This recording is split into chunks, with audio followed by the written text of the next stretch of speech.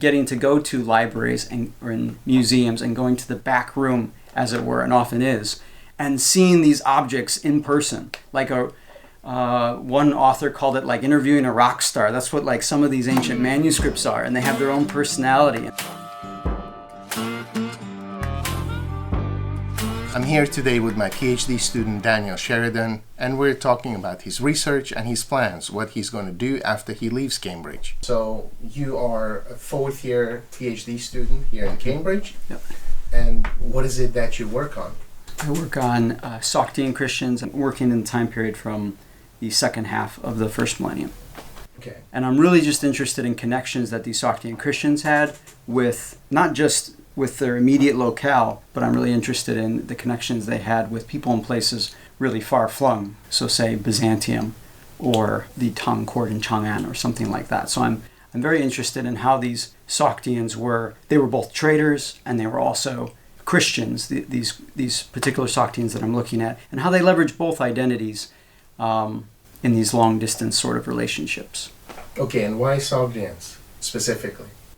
It's a good question because most people haven't heard of Sogdians. So when you say, I'm studying Sogdians, it doesn't get you very far without more words. The general study of Central Asia I came across while living in China. And I would have students who were from Xinjiang, which is the far west of China. And I was just curious about their culture and the background and the confluence of cultures really that influence and still do many different groups that are living there. So I delved into it with an MA in Iranian studies at SOAS in London. And there I was specifically introduced to Sogdians and their role in bringing Zoroastrianism to China. And I did an MA there with Almut Hinsa, and she was so passionate and so just enthusiastic about Zoroastrianism and the study of it that I switched from being a modern studies focus to writing my capstone paper on Zoroastrianism in Samarkand and a Chinese account of it. But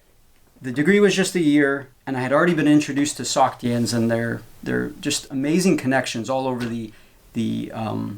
all over the world of that period. And so I said, can I study Sogdian with Nicholas Sims Williams or Bactrian? I just wanted a Central Asian language. I was intrigued, and I was also intrigued that not many people were doing it. And I thought, I want to learn more on something that most people aren't delving into. And Professor Hinsa wisely said, just use your Chinese and work on translating a Chinese text, and afterward you can delve into that. So, I've just been interested in Sogdians for a long time, and finally here at the University of Cambridge have a chance to go in detail and study Sogdians, particularly Sogdian Christians. Okay. But Sogdians were not only Christians, right? That's right.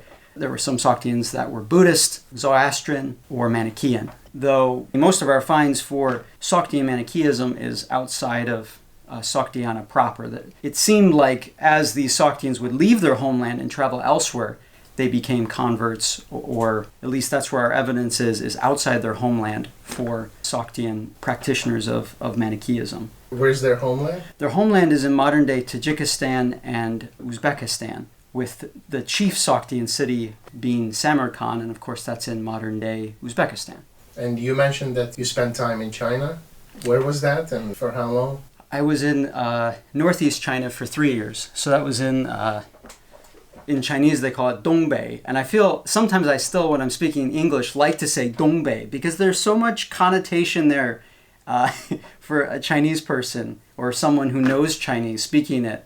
It immediately conjures up certain images that are, I think, typically pretty fun. And so I lived there for 3 years in the city of Changchun, which is the capital city of Jilin province, and tried to pick up a little bit of the dialect while I was there in the Dongbei Hua, which was quite fun. But it's quite cold there. But interestingly, it's in the province just south of Jilin, in Liaoning province. Rong Xinjiang has talked about there were Sogdians there. So there are Sogdians everywhere. I was delighted to find out that Sogdians had even reached Dongbei. And here I was thinking I was far away from Central Asia and the things I was interested in, but not so. Okay, and to study something like this, or something very transcultural, you need lots of languages, right? So what are you doing about that? I would just being anxious every day on how I don't meet the bar. You do, when you enter a field of study or fields like this, there is definitely anxiety, I would say. It doesn't have to be, but at least I feel it when you see people like Nicholas Sims Williams, or you look at someone like Berthold Laufer, who was a big-time sonologist in the early 1900s in the US. They have 10 to 15 languages under their belt, and then they're able to delve into many, many more. So I think I've just tried to take it day by day, go one language at a time, and not measure myself too much by them. But it is also, it keeps you humble when you look at what they've accomplished. It definitely keeps you humble. I'm presently working on Syriac, which is a Semitic language. It's quite different from Chinese, obviously, but it's also quite fun to be different. And so that's actually it's been refreshing to study something quite new in the language field. So I've done that, and I've taken some informal coursework with Nicholas Sims Williams on Sogdian and Khotanese, and of course with yourself with classical Chinese. And yeah, if anyone's interested, I would just say delve into a language. And there's a video you did, it was one of the first videos you did on your channel on learning a language. Okay, yeah. I think you may have done more than one, but one particular video was just delve in and don't worry about too much getting very formal with your study. Self-learning is possible, and I would say for me, it's been very helpful. Typically, I had to acquire some Russian, and I was just getting nowhere in the classroom. And it was only until I just spent some time by myself studying and trying out different methods that I actually made some headway. And it was the same with Chinese. My modern Mandarin is proficient to communicate and get around, and it was only because of Changchun taxi drivers. And them asking questions like, how many girlfriends do you have? Do you have one in China and one in the States, in your home country? They would ask questions like that, and then they would go into more complex questions if I answered those quicker. So you just helped me build, and so we got into international politics. Why does this country bully this country?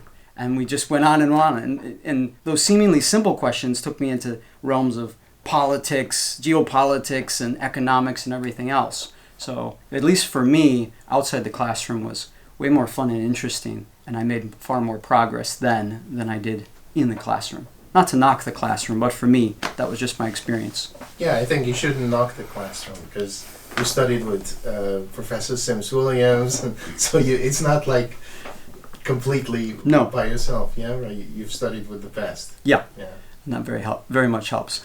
Okay. I think I would just qualify it as it depends on the situation and the language, and really to where you're at. I might be struggling with just keeping my attention one day, so it's helpful to mix things up. So what are your plans, actually? So when are you going to finish? I'm hoping to submit in the summer. Okay, and what is your dissertation title? My title is Books, Herbs, and Homilies, Sogdian Christians and Christian Networks Along the Eastern Silk Roads. Okay, that's very specific. It's very topic. Yeah. I was definitely inspired with, I say books, and of course I was inspired by your research. I was inspired, really from the evidence. When you're studying the past, you get a lot of old books as your sources for evidence, and I wanted to not just talk about the evidence itself, but the actual books, the sources, and interrogate them, and obviously being inspired from your work and others. And what happens after? So once you finish in Cambridge, what are your hopes or what are your plans? Short answer would be I don't know. I mean, I think traditionally I would look for a postdoc. I think that's what most folk do. I'm not quite sure. I have a family, so most postdocs, I guess it's probably widely known, but most postdocs don't pay enough if I'm trying to support a family only on that salary. So I'm looking for maybe some unconventional options for what to do next, or perhaps do a postdoc and pair it with something else. Ideally, I would love to go to Central Asia and move there for a bit, and my family would be also game for that, where I could ideally really would be working with an archaeological team. I'd love to get some hands-on experience with what it's like to work at a dig site and maybe deal with the inscriptions or other written objects that get discovered. To me, that sounds exciting. I think largely fueled by getting to go to libraries or in museums and going to the back room, as it were, and often is, and seeing these objects in person, like One author called it like interviewing a rock star. That's what like some of these ancient manuscripts are, and they have their own personality. And so to be able to walk in and do that has really whet my flavor for more, or whet my palate for more. So anyway, I hope to just be able to continue dealing with really old artifacts.